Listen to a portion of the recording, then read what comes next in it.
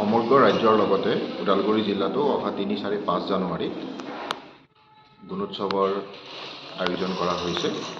ইয়াত আমাৰ সকলো স্কুলক সামৰি লোৱা হ'ব। বৰ্তমান আমাৰ এলঅ আৰু এক্সটাৰ্নেল ইভালুৱেটৰসকলৰ ট্ৰেইনিং চলি আছে। আমাৰ মুঠ ১২৪জন লাইজন অফিচাৰ আছে। তেখেতসকলৰ ট্ৰেইনিং যোৱা ১৩ তাৰিখে ১৩ ডিচেম্বৰত হৈ গৈছে। ওদালগুৰি জিলাত আমাক মুঠ ৫২২জন এক্সটাৰ্নেল ইভালুৱেটৰ্ছ লাগিব। এই এক্সটাৰ্নেল ইভালুৱেটৰৰ ২৯৯জন ওদালগুৰি জিলাৰ হ'ব আৰু ৩০০জন আমি আমাৰ ওচৰৰ জিলাৰ পৰা আমি পাম।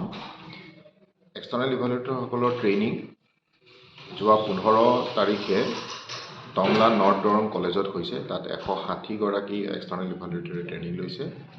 যোৱা ১৬ তাৰিখে ওৰাং হাই ছেকেণ্ডেৰী স্কুলত ট্ৰেইনিং হৈছে। তাত মুঠ ৬৪গৰাকী এক্সটাৰ্নেল ইভালুৱেটৰে ট্ৰেইনিং লৈছে।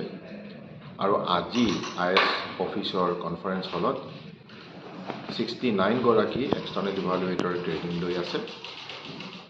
এই ট্ৰেইনিংখিনি হোৱাৰ পাছত আমাৰ ছিনিয়ৰ অফিচাৰ্ছসকলৰ ট্ৰেইনিং হ'ব DC কনফাৰেন্স হলত।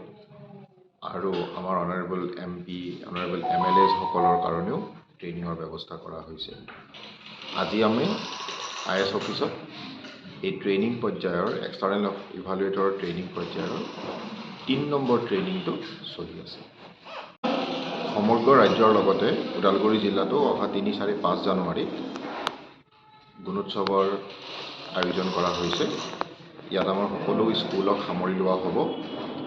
বৰ্তমান আমাৰ এলঅ আৰু এক্সটাৰ্নেল ইভালুৱেটৰসকলৰ ট্ৰেইনিং চলি আছে।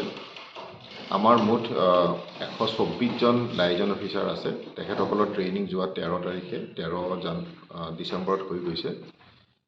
ওদালগুৰি জিলাত আমাক মুঠ ৫২২জন এক্সটাৰ্নেল ইভালুৱেটৰ্ছ লাগিব। এই এক্সটাৰ্নেল ইভালুৱেটৰৰ ২৯৯জন ওদালগুৰি জিলাৰ হ'ব আৰু ৩০০জন আমি আমাৰ ওচৰৰ জিলাৰ পৰা আমি পাম। এক্সটাৰ্নেল ইভালুৱেটৰসকলৰ ট্ৰেইনিং যোৱা ১৫ তাৰিখে টংলা নৰ্থ দৰং কলেজত হৈছে। তাত ১৬০গৰাকী এক্সটাৰ্নেল ইভালুৱেটৰে ট্ৰেইনিং লৈছে।